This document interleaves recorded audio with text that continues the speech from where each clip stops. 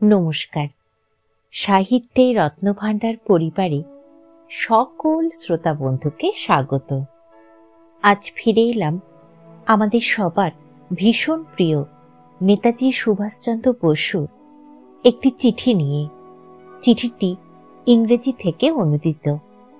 Subhash Chandra Basu Mandalay jail থেকে 2/5/25 তারিখে একটি চিঠি লিখছেন পত্র প্রেরক দিলীপ রায়ের পত্রের উত্তরে। তাহলে চলুন আমরা সবাই মিলে শুনি জেলখানার চিঠি। প্রিয় দিলীপ, তোমার 24/3/25 তারিখে চিঠি পেয়ে আনন্দিত হয়েছি। তুমি আশঙ্কা করেছিলে যে মাঝে মাঝে যেমন ঘটে এবারও বুঝি তেমনি চিঠিখানাকে ডাবল ডিস্টিলেশনের ভেতর দিয়ে আসতে হবে, কিন্তু এবার তা হয়নি। সেজন্য খুবই খুশি হয়েছি।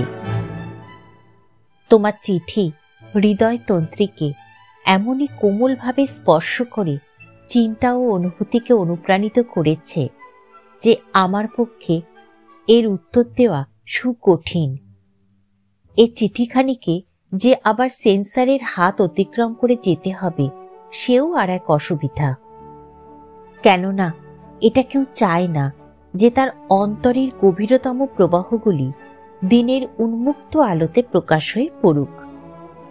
তাই এই পাথরের প্রাচীর ও লৌহ দ্বারের অন্তরালে বসে আজ যা ভাবছি ও যা অনুভব করছি তার অনেকখানি কোনো এক ভবিষ্যৎকাল পর্যন্ত অকথিতই রাখতে হবে।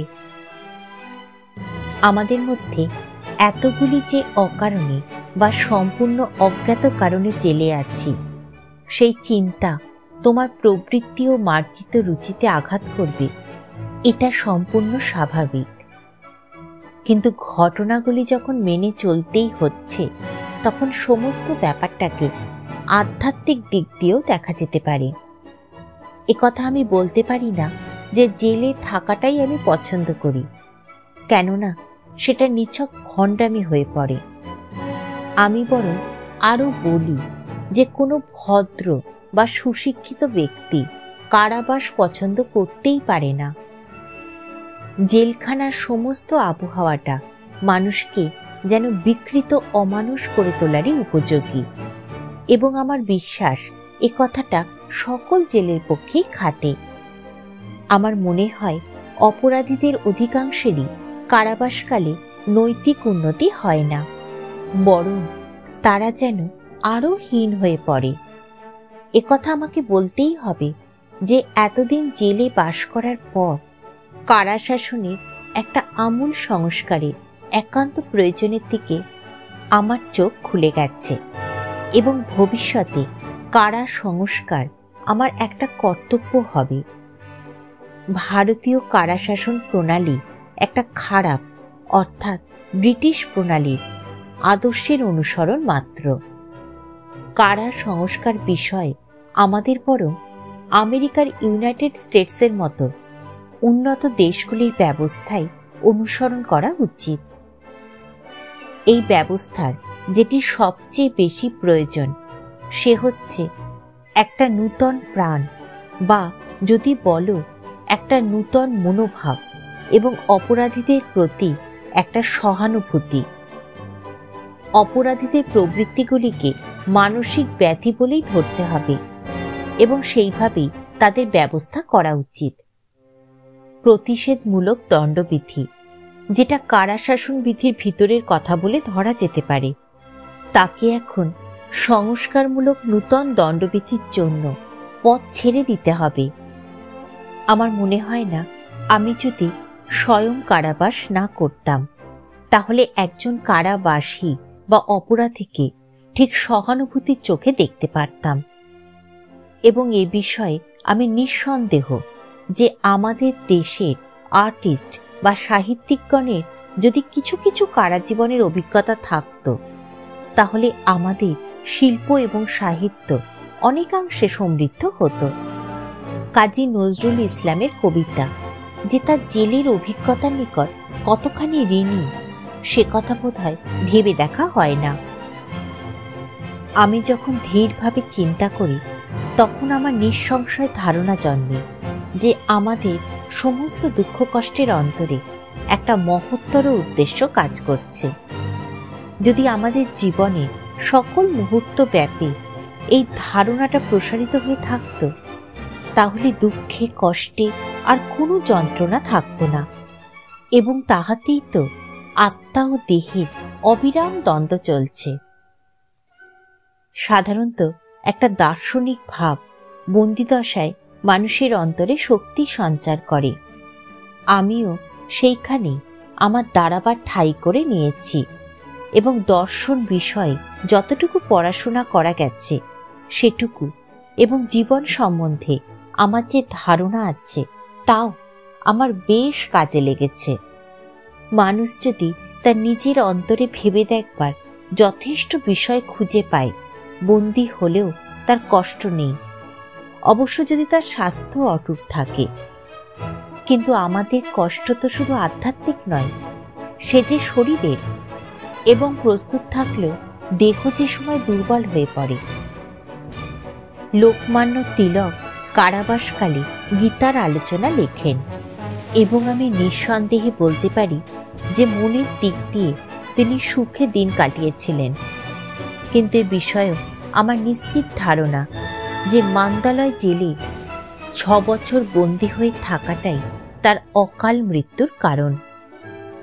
একথা আমাকে বলতেই হবে যে জেলের মধ্যে যে নির্জনতায় মানুষকে বাধ্য হয়ে দিন কাটাতে হয়, সেই নির্জনতাই তাকে জীবনের চরম সমস্যাগুলি তলিয়ে বুঝবার সুযোগ দেয়। আমার নিজের সম্বন্ধে একথা বলতে পারি যে আমাদের ব্যক্তিগত বা সমষ্টিগত জীবনের অনেক জটিল প্রশ্নই বছরখানেক আগের চেয়ে এখন যেন অনেকটা সমাধানের দিকে পৌঁছচ্ছে। যে সমস্ত মতামত একসময় নিতান্ত ক্ষীণভাবে চিন্তা বা প্রকাশ করা যেত, আজ যেন সেগুলো স্পষ্ট পরিষ্কার হয়ে উঠেছে। অন্য কারণে না হলেও শুধু এই জন্যেই আমার মেয়াদ শেষ হওয়া পর্যন্ত আধ্যাত্মিক দিক দিয়ে অনেকখানি লাভবান হতে পারব।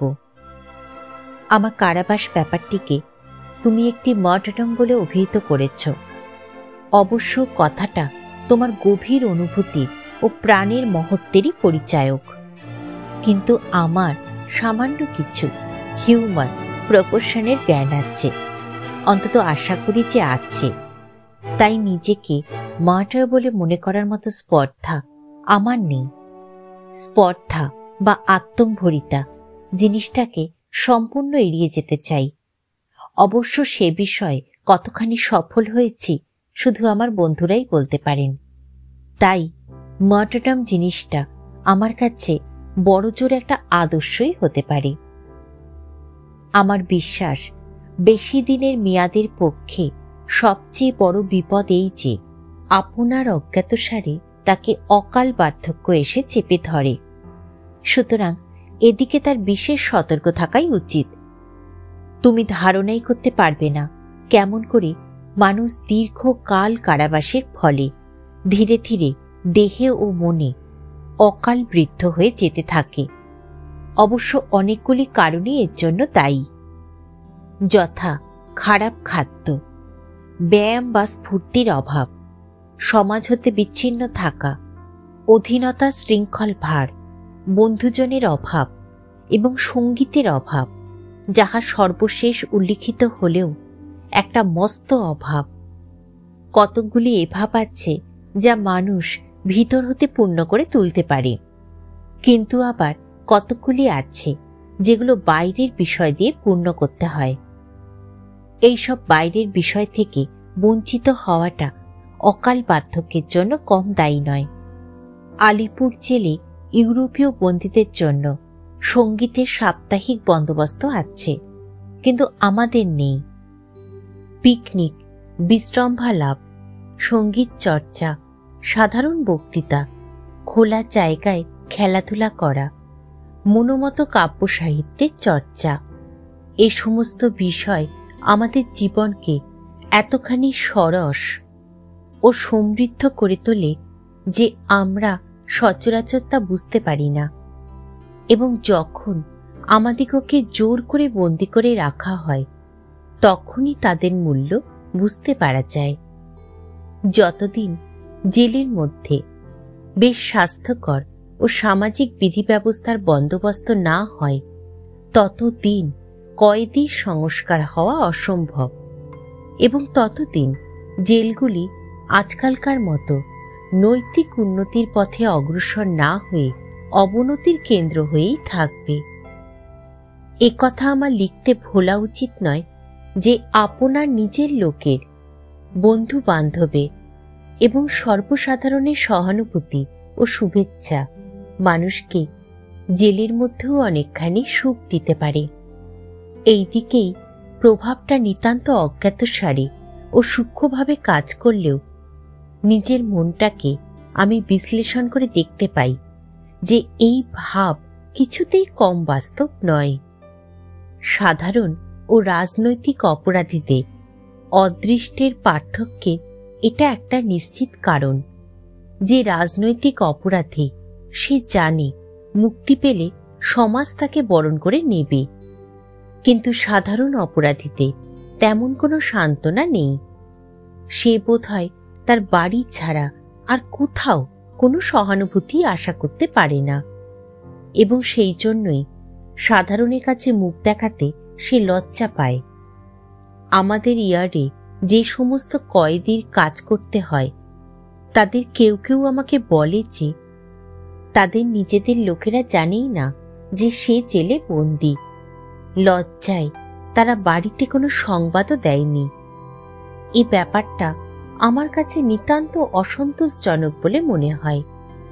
সভ্য সমাজ অপরাধীদের প্রতি আরও সহানুভূতি কেন দেখাবে না? আমার জেলের অভিজ্ঞতা বা তার থেকে যে সমস্ত চিন্তা মনে আসে সে সম্বন্ধে পাতার পর পাতা লিখে যেতে পারি, কিন্তু একটা চিঠির তো শেষ আছে। আমার বেশি উদ্যম ও শক্তি থাকলে একখানা বই লিখে ফেলার চেষ্টা করতাম, কিন্তু সে চেষ্টার উপযুক্ত সামর্থ্য আমার নেই। আমাদের জেলের কষ্ট দৈহিক অপেক্ষা মানসিক বলে মনে করার আমি পক্ষপাতী। যেখানে অত্যাচার ও অপমানের আঘাত যথাসম্ভব কম আসে সেই বন্দি জীবনটা ততটা যন্ত্রণাদায়ক হয় না। এই সমস্ত সূক্ষ্ম ধরনের আঘাত উপর থেকেই আসে। জেলের কর্তাদের এ বিষয়ে কিছু হাত থাকে না। আমার অন্তত এই রকমই অভিজ্ঞতা।